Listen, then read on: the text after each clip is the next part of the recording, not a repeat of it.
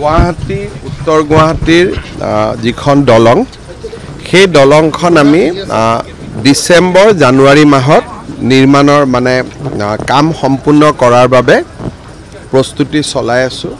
ইয়াৰ দুটা পৰ্যায়ত হ'ব। গুৱাহাটী উত্তৰ গুৱাহাটী দলংখন সম্পূৰ্ণ হোৱাৰ পিছত প্ৰথম অৱস্থাত আমি GNRC হৈ IIT হৈ ওলাব লাগিব নেশ্যনেল হাইৱে, কাৰণ তেতিয়ালৈকে ট্ৰাম্পেটটো হৈ নুঠিব। এই ট্ৰাম্পেটটো নিৰ্মাণ হৈ উঠিবৰ কাৰণে প্ৰায় মাৰ্চ এপ্ৰিল লাগিব, যিটো আমাৰ নেশ্যনেল হাইৱেৰ ওপৰত যিটো লুপবিলাক আমি বনাই আছোঁ। গতিকে প্ৰথম পৰ্যায় মাত্ৰ ব্ৰিজখন আৰু IIT গুৱাহাটী হৈ আমি অক্ষয় পাত্ৰ হৈ পেলাই গৌৰীপুৰ হৈ পেলাই আমি গুৱাহাটীত যাব পাৰিম। গতিকে সেই পৰ্চনটো আমি জানুৱাৰী ফেব্ৰুৱাৰীত আমাৰ হৈ যাব। কিন্তু যিটো গৌৰীপুৰ আৰু নেশ্যনেল হাইৱেৰ ওপৰত যিটো আমি ট্ৰাম্পেট বনাই আছোঁ সি মে' জুন হ'ব। গতিকে দুটা পৰ্যায়ত আমি ইয়াক মুকলি কৰিব পৰা হ'ম। এতিয়াতো কাম প্ৰায় শেষ, মাত্ৰ জইনিংবিলাক লগাই আছে।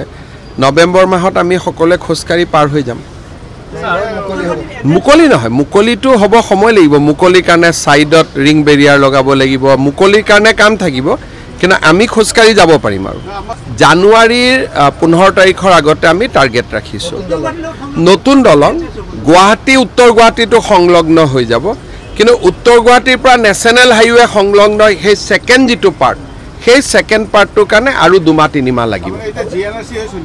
এতিয়া প্ৰথম আমি টেম্পৰাৰীলি ৰাস্তা এটা বনাম। গুৱাহাটীৰ পৰা আহিলে গৌৰীপুৰত নামিলোঁ, গৌৰীপুৰৰ পৰা নামি GNRC হৈ নেশ্যনেল হাইৱে ওলাম। আৰু আমি মটৰ গাড়ী, সৰু গাড়ী আৰু মিডিয়াম গাড়ী এৰিম, কিন্তু ডাঙৰ গাড়ী নহয়। কিন্তু যেতিয়া এই য'ত আমি বৰ্তমান থিয় হৈ আছোঁ এই জেগাখিনি যেতিয়া কমপ্লিট হৈ যাব, এইটো 5 লাইন টেল নেলৰ এটা ট্ৰাম্পেট বনি আছে, এই কামখিনি হওঁতে আমাক মে' পাবগৈ।